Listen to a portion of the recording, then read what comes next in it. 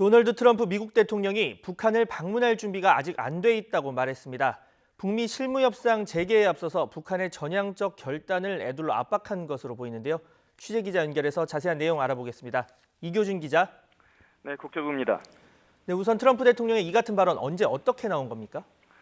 네, 백악관에서 기자들과 만난 자리에서 나온 발언인데요.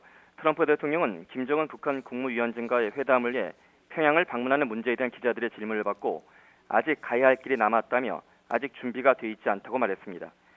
트럼프 대통령은 그러면서 나중에 어느 시점에는 평양을 방문하게 될 것이라고 덧붙였습니다. 직접 들어보시겠습니다. I would do it sometime at a later future, and depending on what happens, I'm sure he'll love coming to the United States also. But no, I don't think it's ready for that. I think we have a ways to go yet. 자, 앞서 지난달이죠. 김 위원장이 트럼프 대통령에게 친서를 보냈습니다. 비공개로요. 평양 초청 의사를 전달했다는 언론 보도도 있었는데 여기에 대해서 트럼프 대통령이 소극적인 입장을 표명했다 이렇게 볼 수가 있을까요? 네, 트럼프 대통령은 김 위원장의 친서를 통해 자신을 평양으로 초대했다는 보도에 대해선 언급하고 싶지 않다며 답변을 피했습니다. 그러면서 아직 북한을 방문할 준비가 돼 있지 않다고 생각한다고 말했습니다. 북한을 방문하기엔 아직 이르다. 아직 방북 여건이 조성되지 않았다는 얘기인데요. 이 발언만 보면 북한이 트럼프 대통령의 평양 방문을 희망하는 상황에서 트럼프 대통령이 직접 속도 조절에 나선 것으로 읽을 수 있습니다. 미국 대통령의 평양 방문은 그 상징성을 고려할 때 트럼프 대통령이 가시적인 담보 없이 북한의 요청을 선뜻 수락하는 모양새를 보일 경우 대선 국면에 악영향을 미칠 수 있다는 점을 염두에 둔 것으로 보입니다. 자, 점점 더 트럼프 대통령의 이번 발언 배경이 궁금해지는데 자, 연내 북미 정상회담이 열릴 수 있다는 관측도 있었습니다. 이 가능성이 낮아진 것으로 해석할 수 있을까요? 네, 북미 간 비핵화 실무 협상 재개를 앞두고 나온 발언이라는 점에 주목할 필요가 있습니다. 트럼프 대통령이 북미 실무 협상 재개에 앞서 방북 시기 상조를 통해 북한의 전향적인 비핵화 결단을 촉구한 것으로 보는 시각이 높습니다. 평양 방문이 이루어지기 위해선 갈 길이 멀다고 언급한 점이 이를 뒷받침합니다.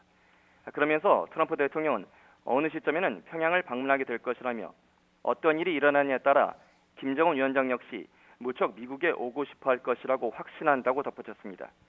이는 자신의 평양 방문 가능성과 김 위원장의 워싱턴 DC 방문의 여지를 여전히 열어놓은 것으로 해석할 수 있습니다. 북미 두 정상의 파격적인 행보를 고려할 때 북미 실무협상 재개 여부 등에 따라 3차 북미 정상회담 연내 개최 일정이 전격 결정될 가능성도 배제할 수 없습니다.